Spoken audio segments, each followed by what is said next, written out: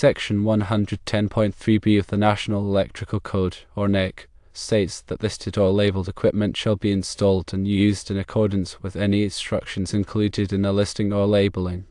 Section 110.2 defines listed as equipment or materials included in a list published by an organization that makes periodic inspections of production of such equipment or materials, and whose listing states that either the equipment or material meets appropriate designated standards or has been tested and found suitable for a specific purpose.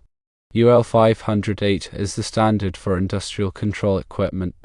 It includes requirements for stop-start stations, including the following sections. Firstly, Section 5.5 states that stop-start stations shall be constructed of materials that will not support combustion. Secondly, Section 5.6 says stop-start stations shall be designed and constructed to be used in the intended environment.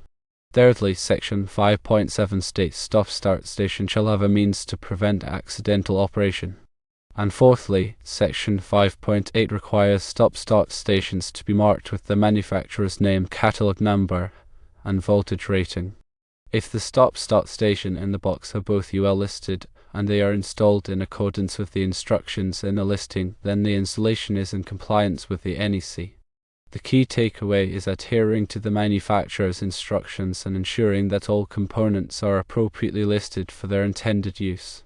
When an electrical inspector questions a field installation, referencing these specific NEC sections and UL standards can help clarify the compliance status. It is important to maintain documentation of the listing information for all components used in the installation. This documentation can be provided to the inspector to demonstrate adherence to the code. The NEC emphasizes the importance of using listed equipment and following the manufacturer's instructions to ensure safe and reliable electrical installations. This requirement helps to minimize the risk of electrical hazards and ensures that the equipment is suitable for its intended purpose and environment. When installing a stop-start station, it is crucial to select components that are appropriate for the specific application and environment. Factors to consider include the voltage rating, current rating, environmental conditions, and any specific requirements for the equipment being controlled. Using components that are not properly rated or listed can lead to equipment failure, electrical hazards, and potential code violations. In addition to the NEC and UL standards, local electrical codes may also have specific requirements for stop-start stations. It is important to consult with a local electrical inspector or authority having jurisdiction to ensure compliance with all applicable codes and regulations. Proper installation and maintenance of stop-start stations are essential for ensuring the safety and reliability of electrical equipment. Regular inspections should be conducted to identify any potential problems such as loose connections, damaged components, or environmental factors that could affect the performance of the station. Addressing these issues promptly can help prevent equipment failure and electrical hazards. When installing a stop-start station in a hazardous location, such as an area with flammable gases or vapors, additional precautions must be taken to ensure safety. This may include using explosion-proof enclosures, intrinsically safe circuits, and other specialized equipment designed for use in hazardous locations. The NEC provides specific requirements for electrical installations in hazardous locations, and it is important to follow these requirements carefully to prevent explosions and other hazards. Furthermore, consider the implications of modifications. Any modifications to listed equipment must be carefully evaluated to ensure that they do not void the listing or create a safety hazard. If modifications are necessary, it is important to consult with the manufacturer or a qualified electrical engineer to ensure that the modifications are performed correctly and that the equipment remains in compliance with all applicable codes and standards. Moreover, the selection of the enclosure for the stop-start station is critical. The enclosure must be suitable for the environment in which it will be installed. For example, in wet or corrosive environments, an NEC enclosure may be required to protect the components from moisture and corrosion. In dusty environments, a NEC enclosure may be necessary to prevent dust from entering the enclosure and causing damage to the components.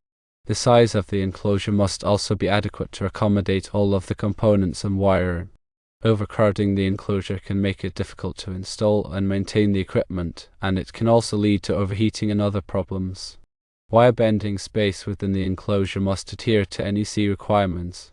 This includes proper spacing for conductors based on size and voltage to prevent insulation damage and ensure safe termination.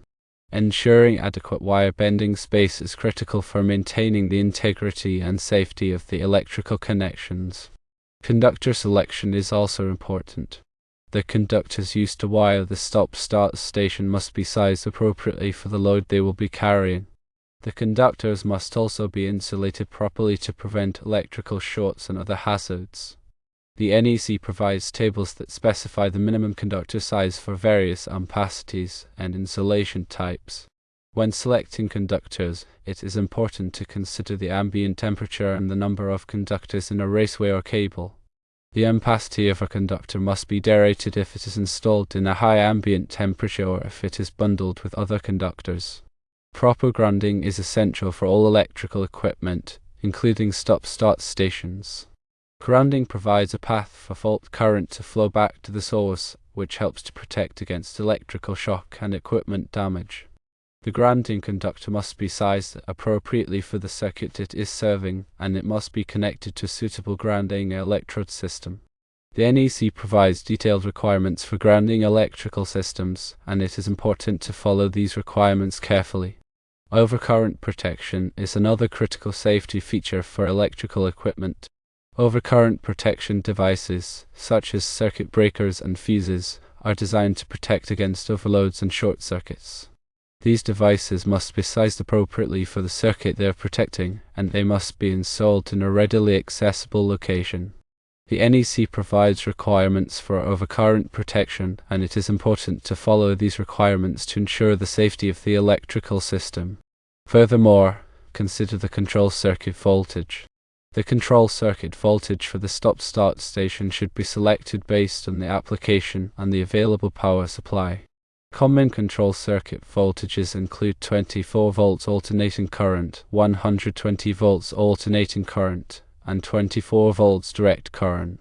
The control circuit voltage should be low enough to minimize the risk of electrical shock, but it should also be high enough to provide reliable operation of the control circuit components.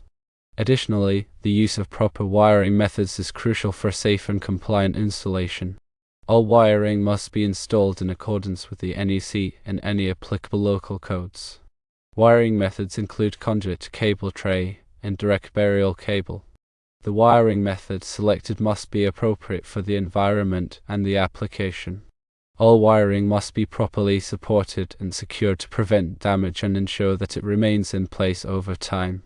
Moreover, the installation must comply with the Americans with Disabilities Act or ADA where applicable. If the stop-start station is located in a public area, it must be accessible to people with disabilities. This may require mounting the station at a specific height and providing clear signage.